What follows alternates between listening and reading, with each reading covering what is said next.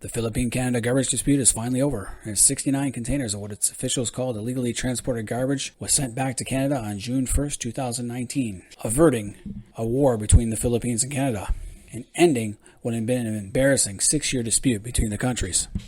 Hi, I'm Roman De Silvi, and this is the Great White North Report.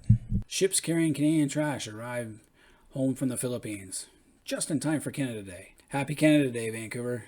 I hope you like your trash back. It's a homecoming like any other, as those 69 shipping containers of garbage, ripened over 6 years of inactivity, have arrived back in BC's west coast Saturday morning. The NM Merrick's, carrying the containers of Canadian garbage and re-waste, docked just after 7 a.m. Authorities say the containers will be unloaded and held there before being moved to an incineration facility in Burnaby. The Canadian export company Chronic Inc., which is now defunct, originally sent the shipment to the Philippines for recycling in 2013, but eventually it became the center of a diplomatic dispute after concerns were raised that the containers of plastic had been contaminated with ordinary garbage. Way back in the summer of 2013, a total of 50 container vans arrived in 6 batches at the Manila International Container Port from Vancouver, and were declared to contain recyclable plastic scrap materials that were shipped by Chronic Plastics Incorporated, CPI, an export company based in Ontario.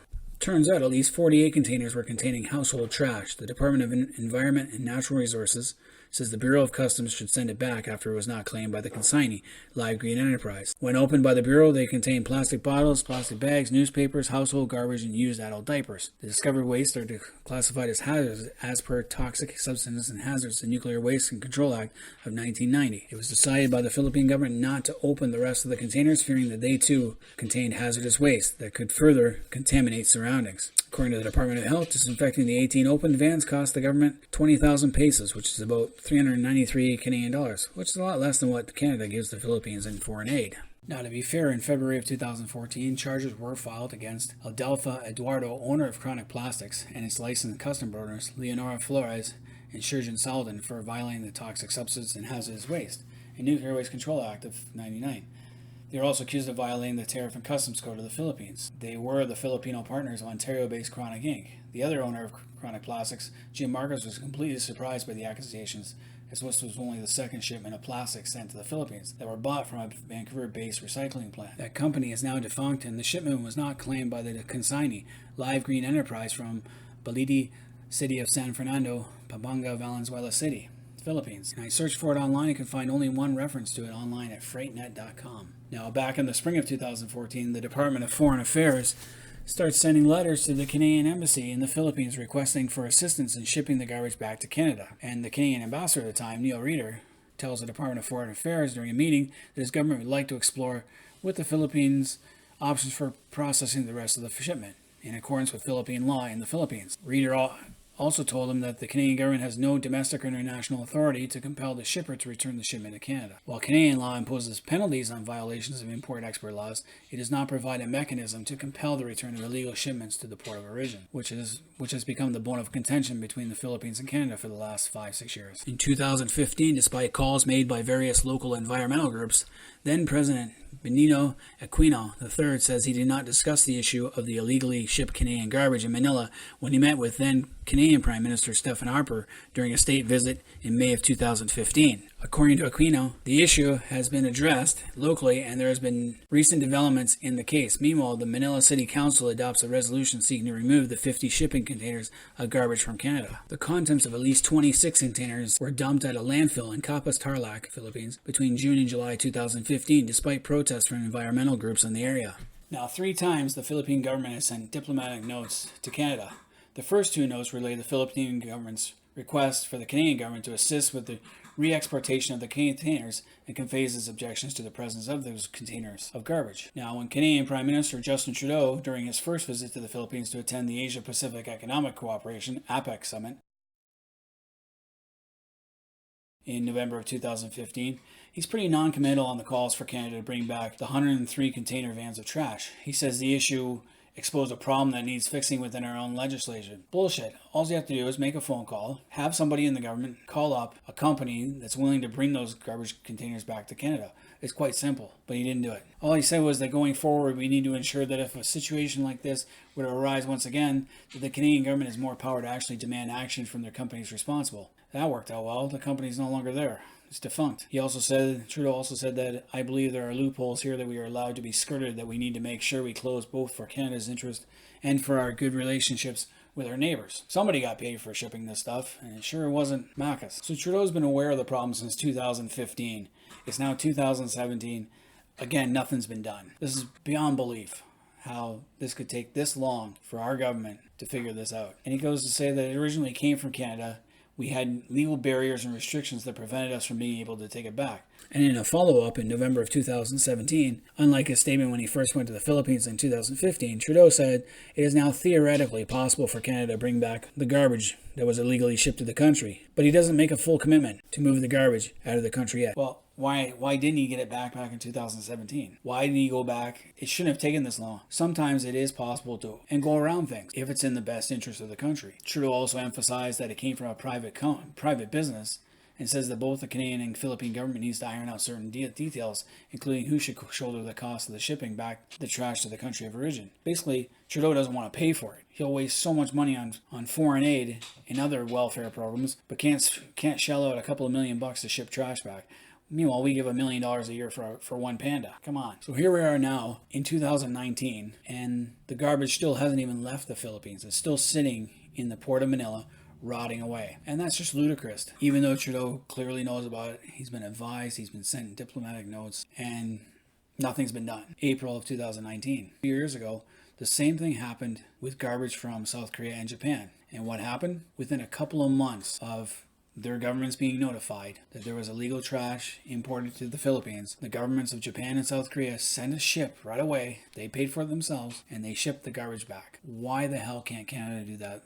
Why can't our government get off its ass and do the same thing? If it was the other way around, would we want it? No, we'd be screaming bloody hell to get it out. In 2019, things get even more heated when the environmental group Eco Waste Coalition sends letters to Trudeau and the Canadian Environment Minister saying that the presence of Canada's trash in the country's port is immoral and illegal. I totally agree with that. The group said that the shipment of garbage violates the Basel Convention on the control of transboundary movement of hazardous waste and their disposal. This convention was ratified by both Canada and the Philippines and states that the management of such waste may not, under any circumstances, be transferred to the states of import or transit. So, international groups, they back Eco Waste and sent a letter to Trudeau for the following month, also urging him to ratify the Basel Ban Amendment, which prohibits the export of hazardous waste from developed to developing countries. Personally, I like President Duteurte. He's just what the Philippines needs. He's a very tough president.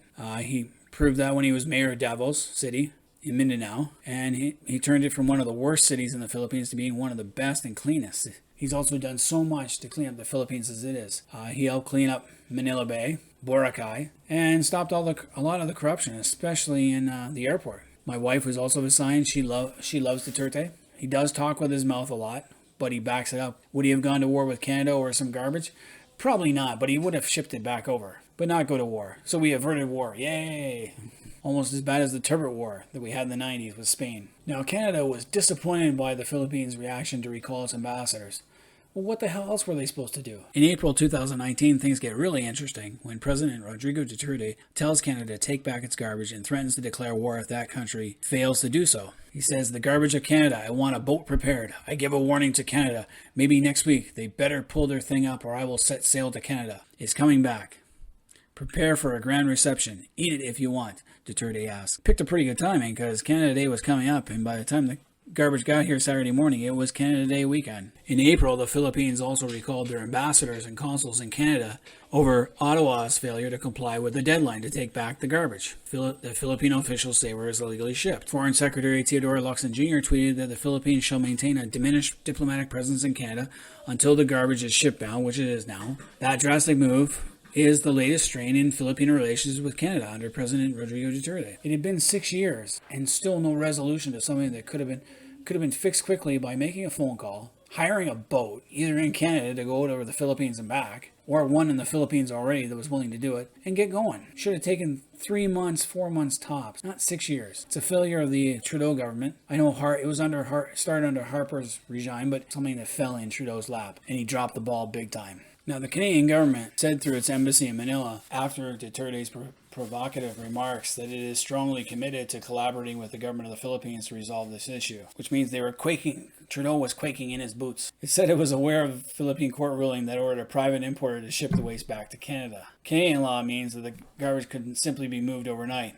In Canada, you have to issue a public tender seeking a company willing and able to bring it back. Just hire a company. That's the problem. There's too many hoops to jump in our legal system. It took about 2 weeks, and then the garbage will be Canada bound before the end of June.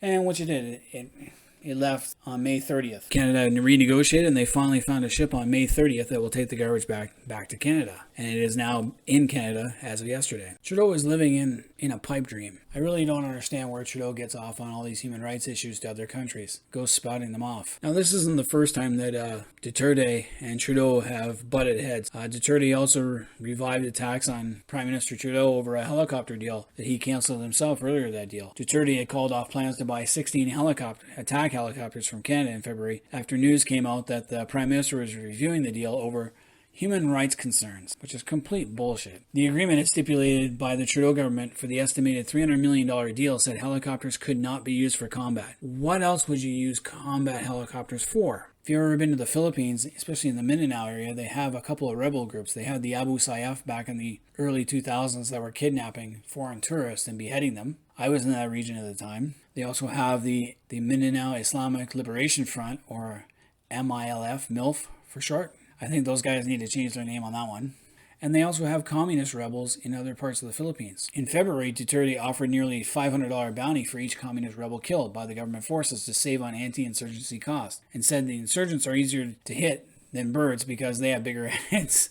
Duteurte is full of interesting quotes. Definitely a guy. Definitely good to listen to. And Duteurte slammed Trudeau for what he called delays in the deal. This is a $300 million deal that Duteurte slammed Trudeau for. Trudeau doesn't understand the history of the world and geopolitics. And I quite agree. Trudeau is being a total idiot. Why kill a deal? Why? Because they're using it against your own citizens. So he then questions whether Trudeau should be Prime Minister. And I quite agree. I didn't vote for the bum. But anyway, Duteurte said that he can't use his own helicopters because they're going to be used against the citizens. But those same citizens, some of them, are out to overthrow the government. So if Trudeau cannot understand, you should not be in that mighty post of yours because you do not know the history of the world and geopolitics. Duteurte then added that his government wanted to carry on with the helicopter deal, but Trudeau insisted on pretending to be peaceful. Again, you got to get off your horse, Trudeau. The world is not a perfect place, and once you sell the helicopters, who cares? You got the money? Do it. It's not like anyone's doing anything about the Uyghurs in Xinjiang province. So Duterte's sound bites are great. He says, we gave Canada a contract for attack helicopters, but then when they're about to be delivered, this Trudeau guy wanted to be corny and pretended to be peaceful and all that. This is a troubled world, and it's always been a troubled world ever since. But anyway, like I said, our garbage is now home in Canada. Yay! Just perfect timing. Right on Canada Day. I even got my Canada shirt for the occasion. And now Vancouver can eat the garbage if they want. Anyway, let me know what you think in the comments box. Should Canada have gotten tough and told Duteurte to stuff it and let him declare his little war? Or do you think like I do and think that we should have had this handled back in 2015? Let me know what you think in the comments box, and until next time, this is Roman De Silvi.